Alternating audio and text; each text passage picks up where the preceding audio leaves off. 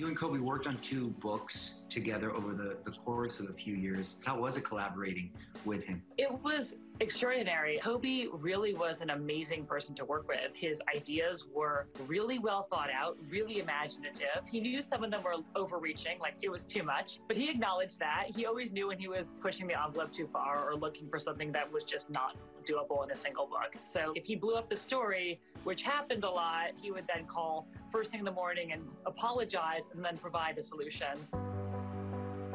The anniversary of his tragic death. What do you remember about that day? I remember that day so well. I remember turning to my daughter and just being so devastated because she never got to meet him. And I don't mean like getting to meet a celebrity. There was so much about our work together that I wanted to share with her and Kobe personally. I told her tons of stories about him that day. The next day when I felt a little bit better, I took her to play squash because I know he would want you to keep pushing forward with your sports regardless of tragedy. That was a big message in these books, was that bad things are going to happen, but you keep pushing. Why did Vanessa choose to collaborate on the final draft of A River of Sand? After he died, I think she initially wanted to make sure that in case we don't do any more of these books, that the final chapter is something that is 100% in line with the ethics of his family, his moral values. She really wanted to make sure that the ending was something that was going to satisfy him. What she was able to do in the few months after losing her husband and child, and to be able to like dig into a book, it's extraordinary.